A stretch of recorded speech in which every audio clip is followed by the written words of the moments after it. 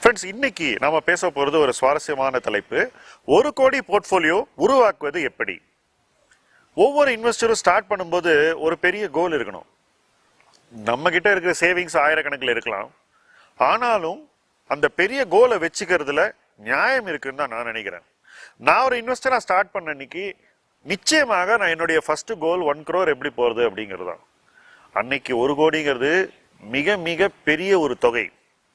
எவ்வளவு பெரிய தொகைனா, இந்த 1 கோடியை நினைக்கும் போது நான் அந்த காலத்துல என்ன நினைச்சேன்னா, 1 கோடி இருந்தா நம்ம அதை வச்சுட்டு வாழ்ந்துடலாம் அப்படின்னு நினைச்சேன். பட் போதான் உங்களுக்கு தெரிய வரும் அந்த பணம் பத்தவே பத்தாது அப்படின்னு. 1 கோடி என்ற இலக்கு இன்னைக்கும் ஒரு பெரிய இலக்கு தான். ஏன்னா நம்ம 1000த்துல சேமிச்சு தான் 1 கோடிக்கு போக போறோம். அதை நம்ம தெளிவா உணரணும்.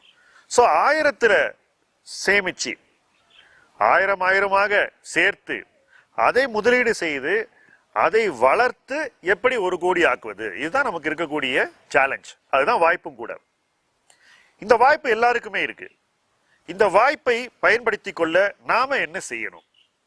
ஃபர்ஸ்ட், பணத்தை எத்தனை வருஷத்துல 2 மடங்கு ஆக்கணும்னு ஒரு இலக்கு வச்சுக்கணும். அதுதான் ஃபர்ஸ்ட். என்னை பொறுத்த வரைக்கும் நிறைய பேர் மார்க்கெட்டுக்கு வரும்போது என்ன சொல்லுவாங்கன்னா, நான் வந்த முதல் வருஷத்துல எனக்கு பணம் ஈஸியா டபுள் ஆயிடுச்சு, எனக்கு இதுல திறமை இருக்கு, அதனால என்னால இதை செய்ய முடியும் அப்படின்னு தன்னுடைய தன்னம்பிக்கைய ஒரு பாதையில செலுத்துவாங்க. இது தவறான பாதை. ஏன்னா எவ்வளவு தன்னம்பிக்கை இருந்தாலும் சந்தையில் சோதனை காலங்கள் வரும்போது பணமே சம்பாதிக்க முடியாது, சுத்தமா சம்பாதிக்க முடியாது. வெறும் டிவிடெண்ட் தான் நிற்கும். அப்படி ஒரு 3-4 ஆண்டுகள் தொடர்ந்து வரும். சமீப 7-8 வருஷங்கள்ல அந்த மாதிரி ஒரு காலகட்டம் வராதனால இந்த 7-8 வருஷத்துல வந்த புதிய முதலீட்டாளர்கள் அப்படி ஒரு சூழல் அமையாது என்றே நினைத்து விட்டார்கள். நாம பார்க்காதது இல்லவே இல்லை அப்படின்னு சொல்ற மாதிரி தான் இந்த நம்பிக்கை.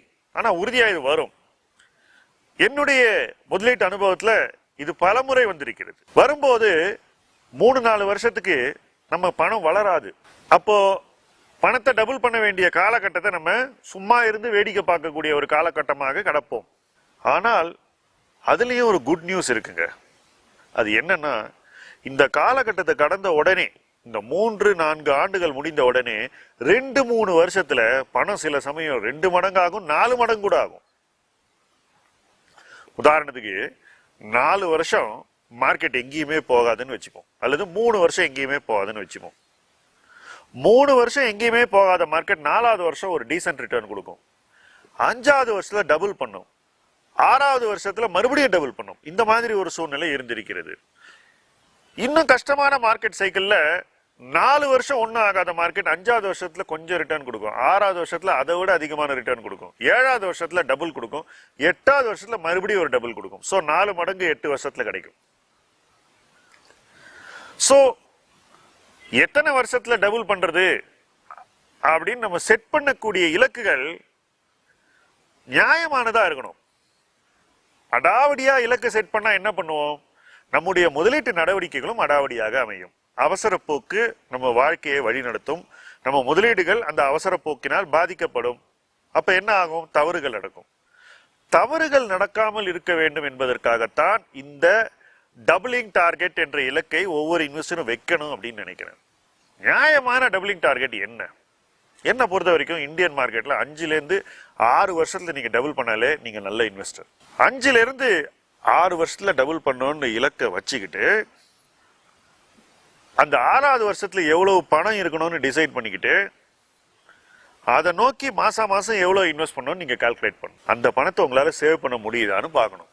அதிக ஆர்வம் உள்ளவர்கள் என்ன பண்ணுவாங்க? தங்களால முடிஞ்ச வரைக்கும் சேவ் பண்ணுவாங்க. இப்ப என்ன மாதிரி எந்த விதமான ஒரு தயக்கமும் இல்லாமல் இந்த அசெட் கிளாஸ்ல பிலீவ் பண்ணவங்க முடிஞ்ச வரைக்கும் பணத்தை இன்வெஸ்ட் பண்ணுவோம்.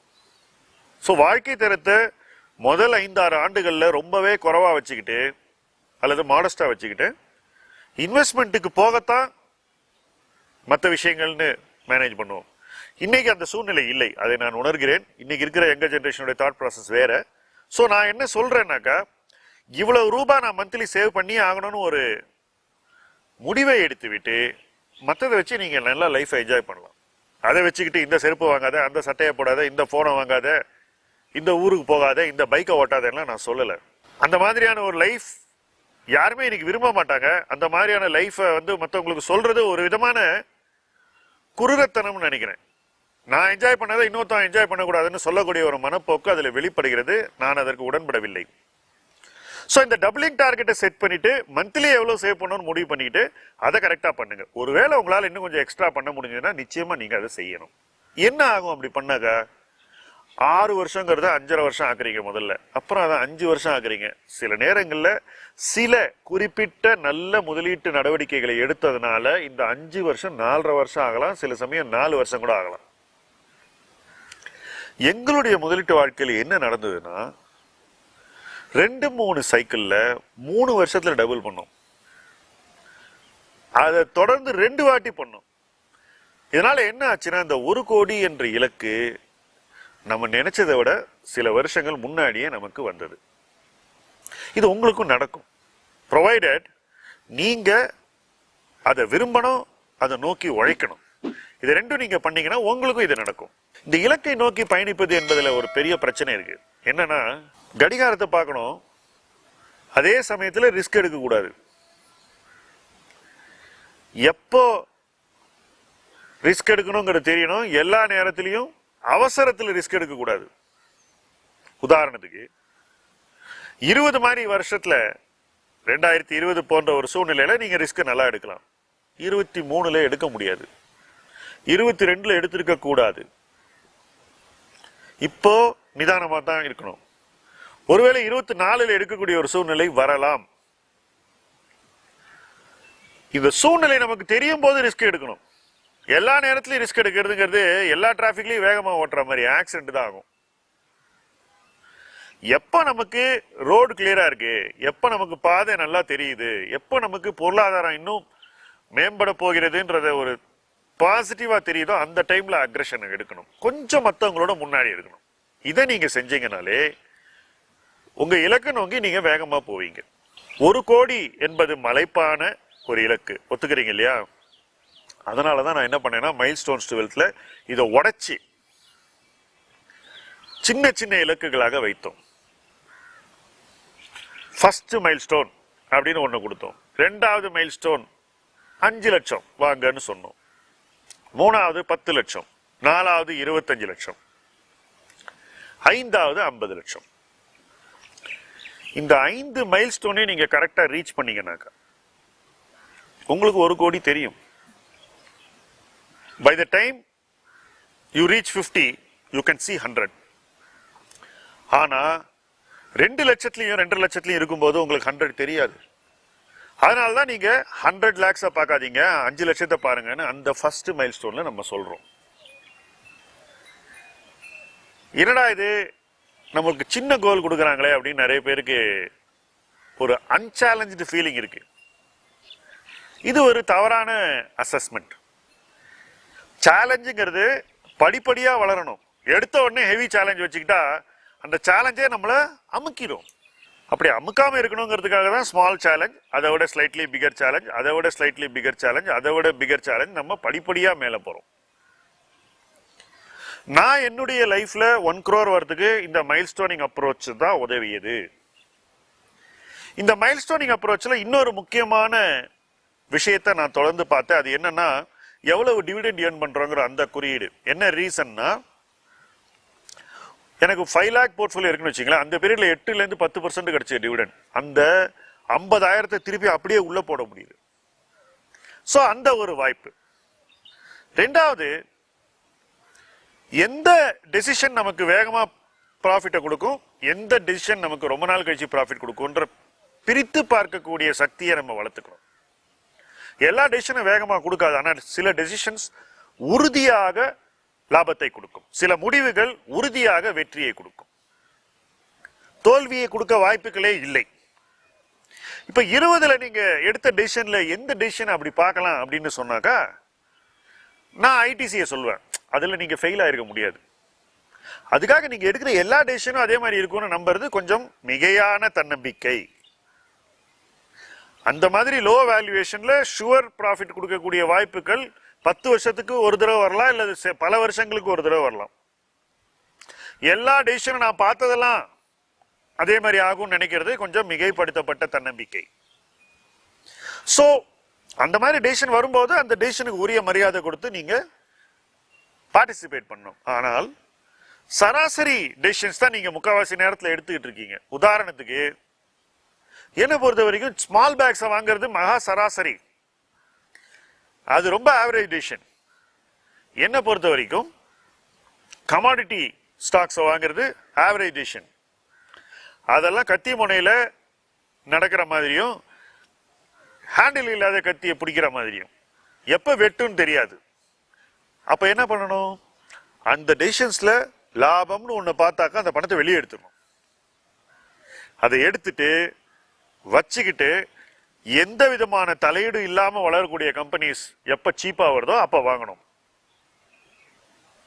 ஒரு சின்ன உதாரணம் சொல்றேன். இன்னைக்கு கார் வாங்கலாம் அப்படின்னு நான் எக்ஸ்ப்ளோர் பண்ணேன். எல்லா காருக்கும் வெயிட்டிங் லிஸ்ட் இருக்கு.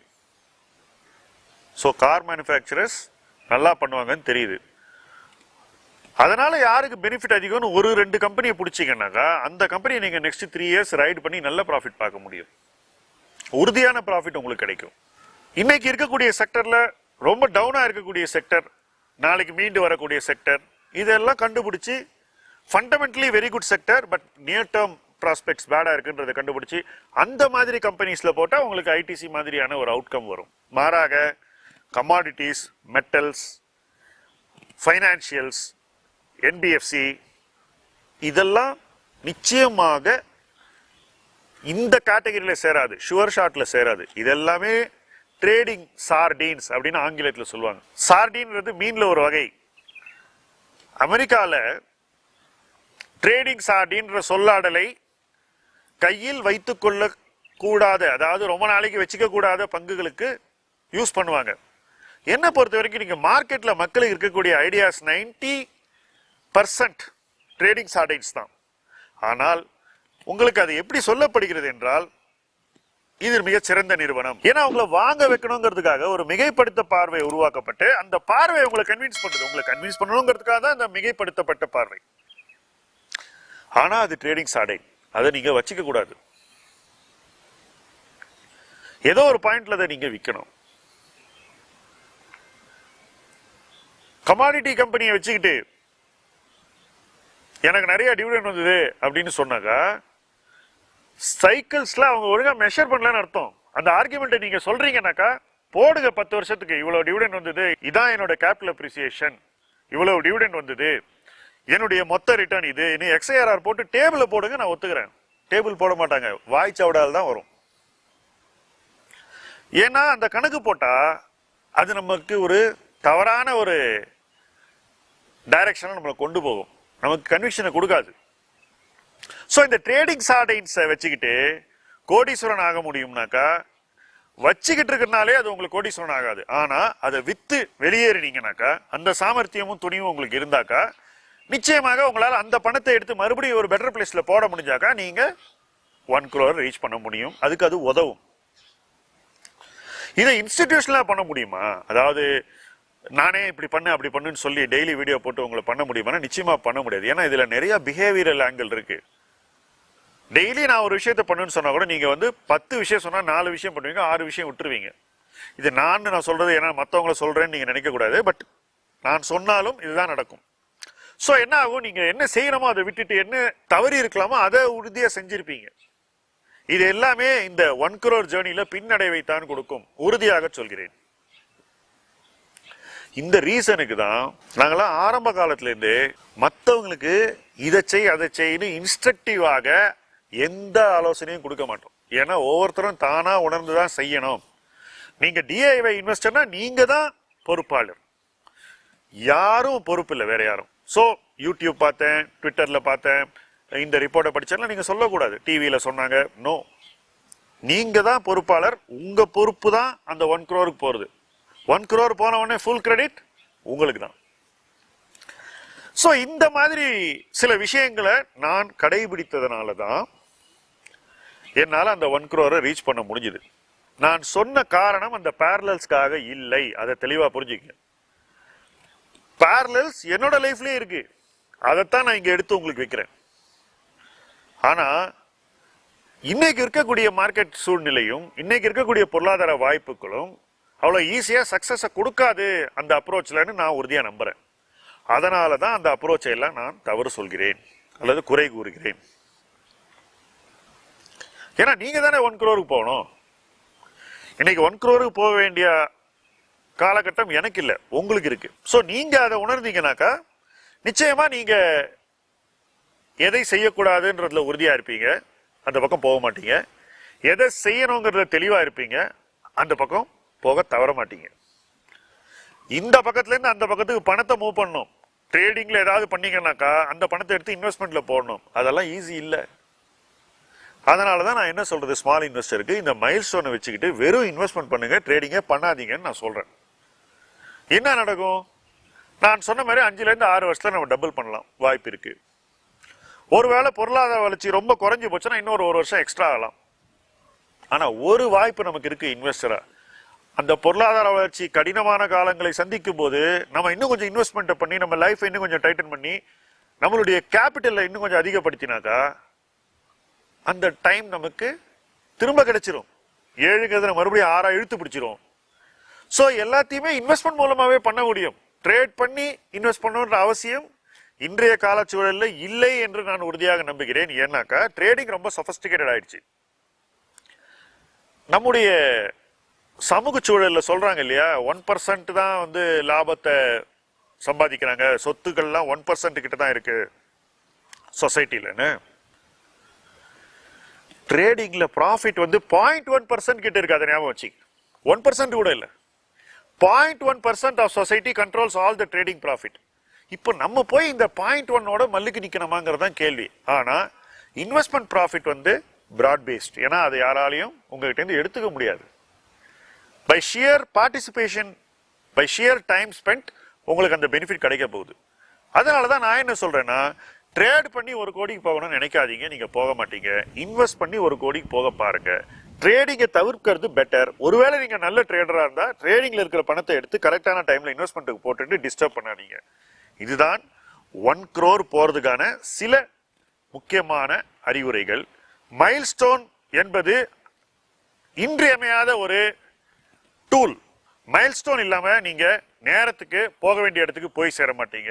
மைல்ஸ்டோன்ஸ் உங்களை உரிய நேரத்துல உரிய இடத்துக்கு கொண்டு செல்லும். இன்ஃபேக்ட் மைல்ஸ்டோன்ஸை பத்தி நல்ல அவேர்னஸ் இருக்கிறதுனால நீங்க போக வேண்டிய இடத்துக்கு போக வேண்டிய நேரத்தை விட கொஞ்சம் முன்னாடி கூட போய் சேர முடியும்.